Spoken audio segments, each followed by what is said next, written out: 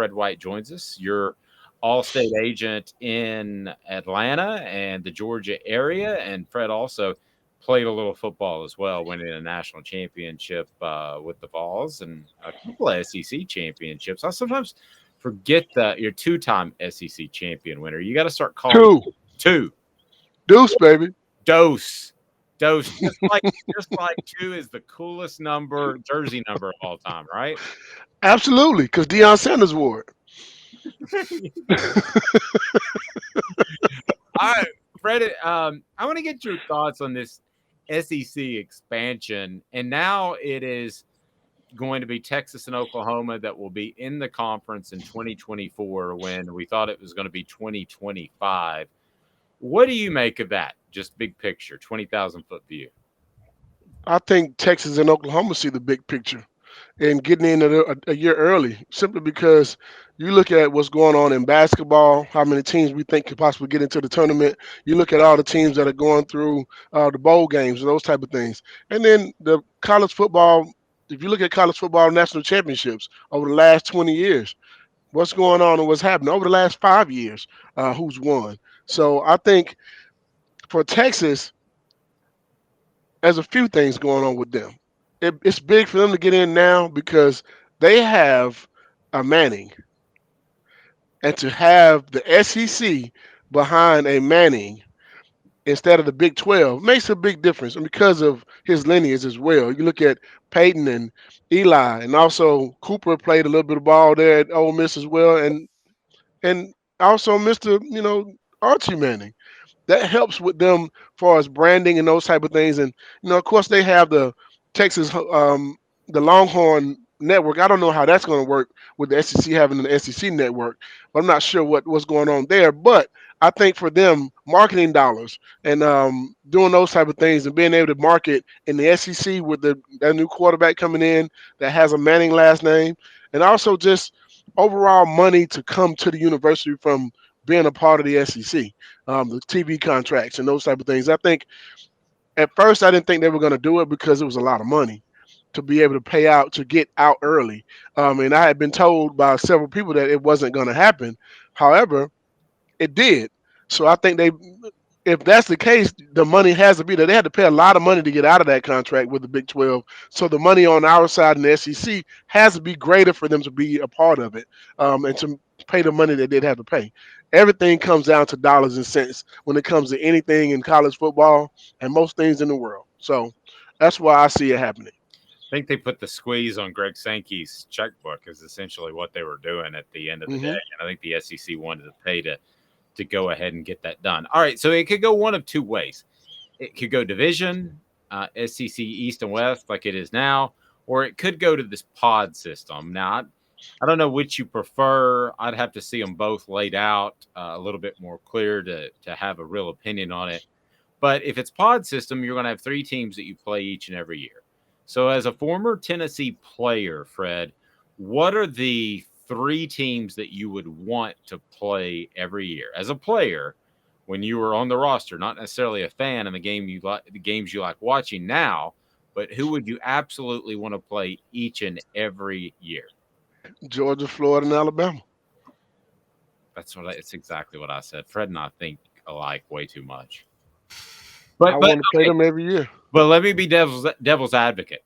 That's too tough. Alabama's great. Whoa, whoa, whoa, whoa, whoa, whoa, Georgia's whoa, great. No, whoa. let me finish. Georgia's great. Florida has recruiting talent coming out their ears down there. That's too tough. Too tough, Fred.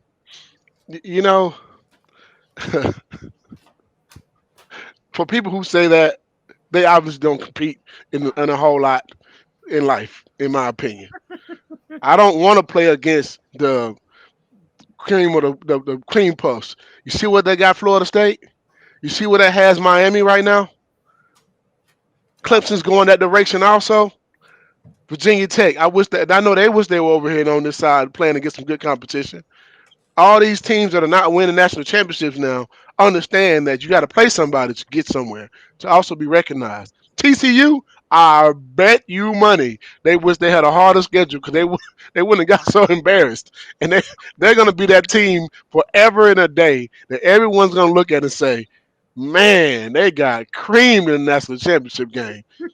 They didn't play anybody all season. You know what I mean? So like I want to play the best competition. To be the best, you gotta beat the best. There's no way around it.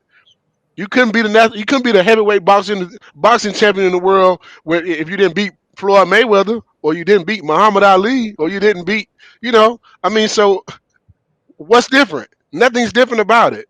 You got to beat the best. In order to be the best, you got to beat the best. So I'd rather play the best.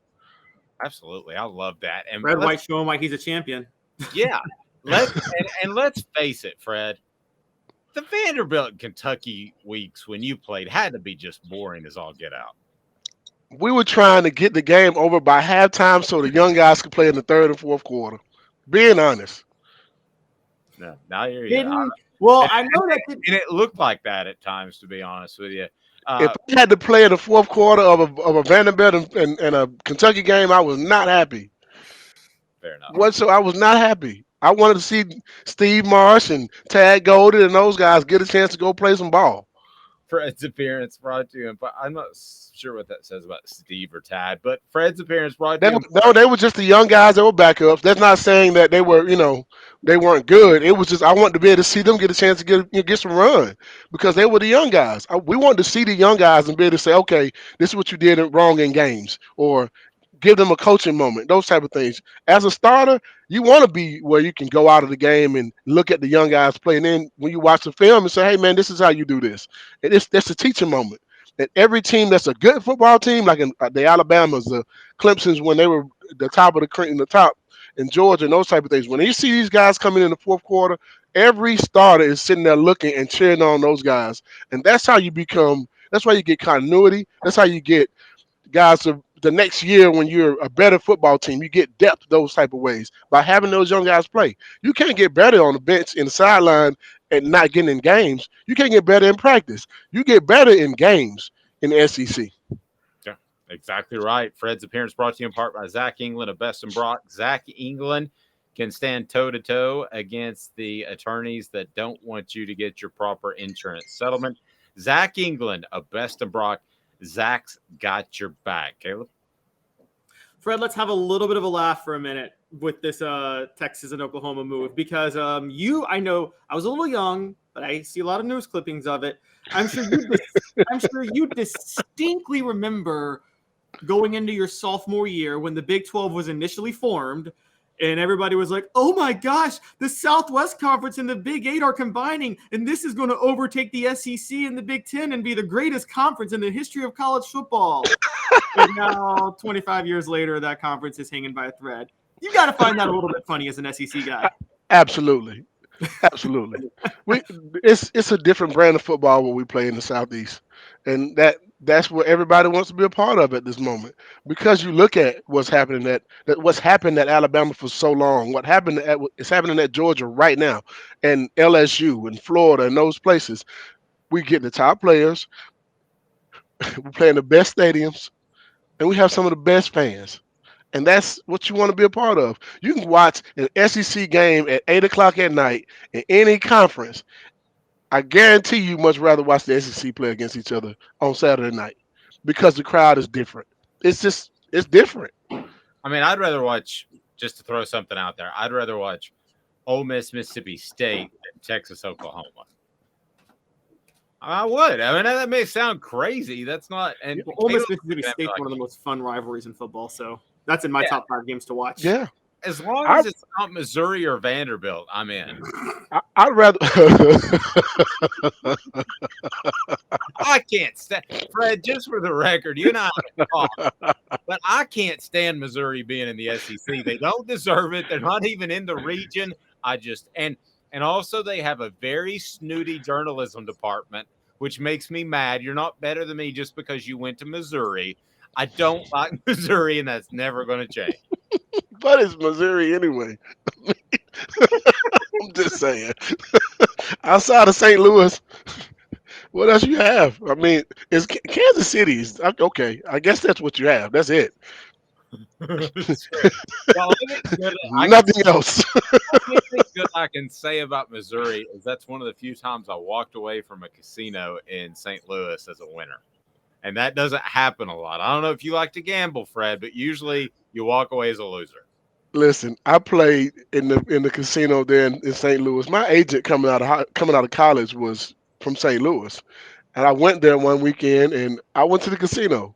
And Dave, just like you, first time ever been to a casino, and guess what? I Did you won. did you win? Walked right out after that. Sure did. Did you go I back placed I lose it? placed a black chip on a black thing on a what's it called, roulette, Yeah. and won. I literally was like, let me just put it right here, and we won. I told my agent, let's go. We're leaving now. So have you gambled since? Do you gamble now at all? Nope. I like keeping my money in my pocket, Dave. It's so funny how In my people pocket. either love it or they don't. I love throwing dice. Caleb likes gambling on every sporting event from middle school women's basketball to whatever it may be.